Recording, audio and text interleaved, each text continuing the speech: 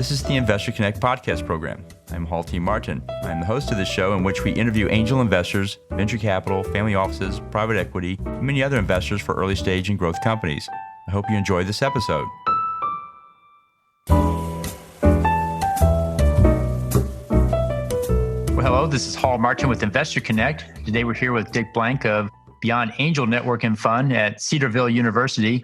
Dick, thank you for joining us. Great to be with you, Hall. Thank you for all you're doing for entrepreneurs and investors in the angel space. And you as well. Maybe you could tell us about what was your background before investing in early stage companies. What did you do before this? Yeah, happy to. I was privileged to be part of a great firm called Accenture, managing partner with them. Of course, Accenture, for those who aren't familiar with it, is just a large global professional services firm. And there are over 500,000 professionals now across 125 countries, great relationships across many industries. And my role through much of my time with Accenture, I was pretty much the venture guy. And I would go industry by industry and be involved in conversations with the leaders, the CEOs who were the leaders in a particular industry. And my particular gifts were to have pretty much clean sheet of conversations with those CEOs. We would talk about the industry, how we saw the industry. They would talk about where they were with their company and how they saw the industry.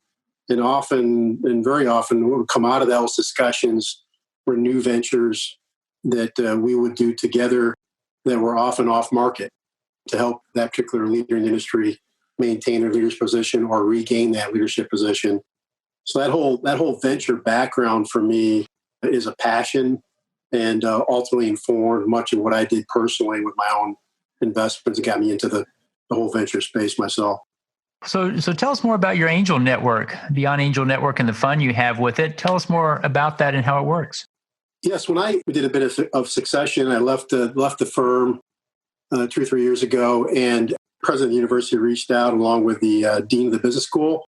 And I was an alum of Cedarville University, and they asked me if I'd be willing to help take their entrepreneurship program to their level. And so I accepted the role and been leading that since then. We formed an accelerator. We formed an academic track that goes across all 17 majors in the school. So we launched companies as well from the accelerator. And then to create the other half of the market, we formed an investor network, which is referred to as the Beyond Angel Network, and are in the process of launching a fund as well. Cedarville University, if you're not familiar with it, is a Christian university in Southwest Ohio. And it has been around a long, long time and had great impact. It's been growing about a 10% rate every year and is thriving quite well and is a well-known university up in that particular region. So I'm happy to be an alum and a graduate.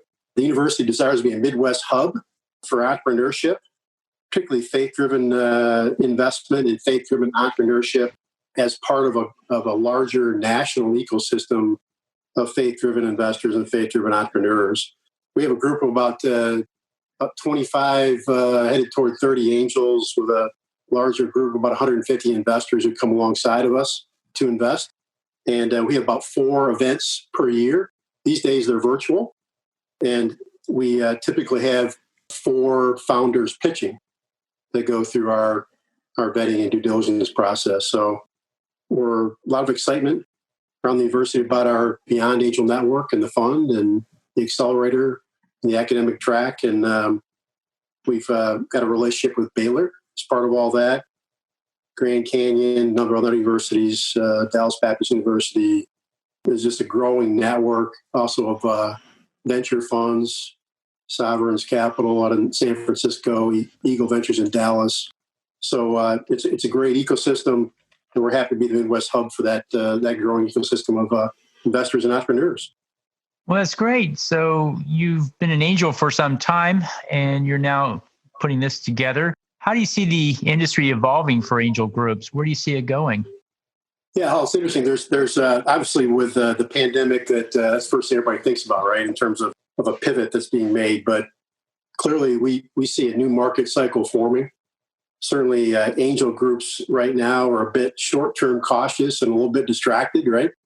But one mega trend that we see happening in the coming decade that I suppose is a bit of a gift and a bit of accelerant is that we see a renewed focus on not just getting market alpha in terms of returns from an investment standpoint for angel investors, but also making an impact. And so the purpose-driven investor, the purpose-driven entrepreneur in this coming decade are finding each other, are getting aligned, and people have deeply held beliefs. Certainly our university has deeply held beliefs in terms of faith, and that informs people's investment decisions. It informs what they want to invest in, and we just see a mega trend over the coming decade that we feel like we're in the early stages of impact investing that also creates market returns. So we love how both investors and entrepreneurs are coming together through our hub and hubs around the country to do just that. Very good. So as you work with the impact world here, what are the biggest changes you see in that sector coming up? Yeah. Hall, some of the big changes we see as a tailwind for us are certainly in the university setting. We see an uptick in young investors, young entrepreneurs, young consumers who, as I just mentioned, are very purpose-driven. As you know, and your investors know, and the entrepreneurs who are listening in know, family offices, there's a large transfer of generational wealth that's going on with baby boomers to a younger generation, either in exiting their businesses or in just begin to think about how do they transfer their wealth to the next generation. And that's driving a lot of passion from younger entrepreneurs, younger investors, younger consumers. We see people being more drawn to a product or company's story. What is their story? Does that resonate with me? That's a big change in how people invest. And more, you see funds being created that align to a certain philosophical viewpoint or something that someone is trying to make a societal impact around. Certainly in our case, it's faith, right? But in other cases, it's something social. We try to attack something that is a large societal challenge. Increasingly, the biggest change we see is capital will be drawn to both market returns and stories that align with the people's beliefs and their unique purpose. And that's the trend, that's the tailwind that we want to be a big part of in this coming decade. I also think that there's going to be a higher percentage of capital allocation potentially to private markets. Public markets have quite a bit and in many cases needed to be through some of the last couple of recessions, but it just feels to me that, and to others that I talk to, that there could be a higher capital allocation of private markets being a little bit less volatile, being more stable, predictable. And I think that could be good for the venture space going forward. Absolutely. So what's the biggest challenge you face today in pursuing this mission? For most angel groups, Hall, they're distracted by, and deservedly so, by their current portfolios, their current investments, trying to look back, if you will, on what they've invested in to see if the investment thesis still holds true for how and why they invested in those portfolio investments. And particularly with the pandemic, and some things have been accelerated, some things have been slowed down. Many entrepreneurs have had to conserve cash. There's been a few down rounds and things like that. So that certainly is a big challenge for many angel groups. There's also looking forward in terms of new capital that they want to invest. How have things shifted, and how do they need to shift their investment thesis, both short-term and mid-term, to enhance the returns for their investors? So that said, most are a bit cautious with new dollars, and most are doing things virtually, which is a new thing, right? Can do due diligence virtually, vetting virtually, a lot of conversations virtually. Most people are doing a pretty good job of that. We've done that from day one, and so we're comfortable with it. But for many of us, it's new, right? We're used to kind of having those eyeball-to-eyeball conversations. In our case, the timing of the formation of our angel network and the new fund we are in the process of launching this summer comes at a great time. love to say it was a strategic focus for us, but it just happened to be a little bit of luck and a blessing in a sense, in that we don't have a large portfolio looking back that we're having to worry about potential impairment or other kinds of issues. We're building with fresh capital for the most part, and we're launching a fund in what we believe is could potentially be at the bottom of another market cycle. So that challenge is one that we're blessed and fortunate to have a timing advantage as we look forward. But many of our angel groups we work with are having to still look back a little bit at their current portfolio. Certainly, yes. And so what is the investment thesis for your angel group, if you can articulate it in just 25 words or less? Yes. Hall, we believe the market for faith-driven investors funding faith-driven entrepreneurs is going to continue to have a strong tailwind, as I just talked about a few minutes ago with that mega trend. And so our investment thesis is very simply that we're part of a strong national ecosystem of relationships that are like-minded, that we believe will multiply impact as we share deal flow, as we co-invest together, both with the Beyond at Cedarville Angel Network and Fund, partnering with other like-minded funds and angel networks around the country on deal flow and investment. Our investment thesis is companies that are run with strong values, strong character, strong, consistent basis for their culture, have achieved market alpha and beyond. And happy to give you even a couple examples related to that if you'd like. Sure. If you can mention one or two companies that fit that thesis, I'd like to learn more. Yeah. So one of those is Bandwidth. Bandwidth is a communication platform as a service. Two founders, Henry Kasner and David Morgan, both strong, faith-driven founders. They created a culture which we like in order of priority: faith, family, work, and fitness. They IPO'd in early 2018, late 2017 at about $20 a share. Significant multiples to investors at that point. But even since then, in the last 2.5 years on the NASDAQ, they've investors that stayed with them. David continued to run the company as CEO, have achieved another 6.5 times capital multiple beyond the multiples that they achieved at the IPO. So BAM was just a great example of a communications platform and service company with a biblical worldview that had priorities and culture around faith, family, work, and fitness, who've done extraordinarily well. Cloud Factory is another one. Cloud Factory, Mark Sears on a trip to Nepal on the backs of the earthquake. If you remember from the news, the backs of the earthquake in Nepal. His premise: talent is equally distributed around the world, but opportunity is not. And so he took that just simple premise and he said he founded Cloud Factory. And his whole goal is to create 1 million leaders coming out of poverty, basically. He calls cloud workers, with a cultural algorithm that says leadership for those 1 million leaders involves 3 C's: culture, competence, and community impact, in this case, poverty. And so he's got 5,000 cloud workers across Nepal and Kenya. He's also in London. He's also in Raleigh, North Carolina. So he's got 4 offices, eradicating poverty while creating a factory in the cloud for high-quality data at scale for machine learning applications. So great business model, great company. Workforce is populating these algorithms for autonomous vehicles, for drone delivery, for cashless checkout, cancer prevention. It's impact sourcing at its best for scale data in the cloud for machine learning. So we love that model. They continue to be private. They just raised a $65 million venture round. So they're doing very well on their path to public offering. And again, those are 2 great examples of 2 portfolio companies that can be aligned with their deeply held beliefs, make an impact, but at the same time achieve better than market returns for investors.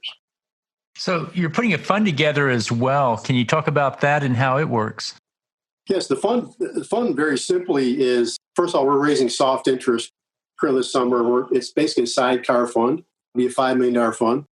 It will be used to augment our existing angel network. So it'll be there to make sidecar investments for both early rounds and follow-on rounds. The sidecar fund is simply a source of pooled capital to both draw the best ideas, the best founders to the university. In other words, more bandwidths and more cloud factories. And we will have 4 pitch events per year, as I talked about earlier. The fund will be used to also invest off cycle where necessary. We've seen an opportunity come to us that's off cycle from one of our pitch events. We use the sidecar to invest in that. So we're collecting soft interest commitments, obviously, with accredited investors. We believe will be a $5 million fund, and our intention is to launch this in a series. And every third year, we will launch another fund in the series. So this is the first in a series. The shared deal flow and the syndication nationally across the faith-driven investor and faith-driven entrepreneur network is a huge multiplier to our impact. We have a big conference in Dallas in September. I think it's the 23rd and 24th. 700 investors will be there physically, social distancing, but also virtually, I think, many more from around the globe. So this fund takes full advantage of the kinds of deal flow like the bandwidths and cloud factories that we believe will achieve great returns in the coming decade and also make an impact that's aligned with the mission of the university. Well, it sounds like a great opportunity. So given all of this, what do you find is the most exciting part right now? I'm just excited to do this. It's really the blunt and candid answer. I'm having a ball. I'm just kind of leading this and surrounded by just a team of awesome people and an awesome university, part of an awesome network of people that are like-minded. And the energy and passion in making an impact, but also doing it in the marketplace, solving problems that have been out there a while and be able to direct capital and talented entrepreneurs at those problems. It's huge, and wake up every day really excited about that. So that's what I'm excited about, and just getting to actually interact with all these entrepreneurs, their passion, their vision, and being able to help them scale, help with our expertise in our group, which is diverse, and help advise them where they need advice, want advice, is a blessing, frankly. So that's what excites me. Great. So you've done a lot of startup investing and know a lot of investors. What's your advice for people investing in startups? What do you tell them to do before they write that first check? I'll be very specific to the group that I've just been talking about on this podcast. To me, if you're a person of faith and you want to find purpose and impact through your investments, there's now a rapidly growing ecosystem of angel networks and funds and accelerators and incubators across the country that we can certainly introduce you to be able to funnel that investment check or that expertise that you have that's unique to you in a way that makes an impact, helps you accomplish some purpose to what you're doing with your day. That's what I would say to the investors out there listening. Great. And then on the other side of that table, what do you tell startups who are raising funding? What do you tell them to do before they go out to launch that business? So by the same token, the thing that I would say to the entrepreneurs that are listening out there, if you're launching a startup and you have deeply held beliefs and obviously a mission and cultural value that's similar to the two companies I just mentioned, aligned with your faith, deeply held beliefs, what I can say to you is there are now aligned capital resources and communities of expertise to help you. And so take advantage of those, because many of you have had to sort of hide in plain sight, I think, with some of those missions and some of those cultural values. No longer is what I would say. I would say there are now communities and networks and accelerators, incubators of people who understand you and where you want to go with your startup, and they're more than happy to come alongside and kind of help you with that. So reach out. We'll help you get plugged in. Well, great. Well, in the last few minutes that we have here, what else should we cover that we haven't? Paul, I think your questions have been perfect and have allowed me to kind of share the story in a very easy way. And so, I don't know if there's anything else that we need to cover. We're just excited to be part of your show and appreciate the opportunity. Well, great. Well, how best for listeners to get back in touch with you? I think as part of what's going to be sent out, you can certainly find me on LinkedIn, just Dick Blanc, Blanc. happy to interact with you. Our website is Cedarville, CEDARVILLE.edu. That's a /beyond. And then my email, I think, will also go out there. But happy to connect with you if I can help you get plugged in. And we wish all the family offices and investors and entrepreneurs are listening in great success. Great. I want to thank you for joining the show today and hope to have you back for a follow-up soon. Thank you all. Appreciate it. Enjoyed it. Investor Connect helps investors interested in startup funding. In this podcast series, experienced investors share their experience and advice. You can learn more at investorconnect.org.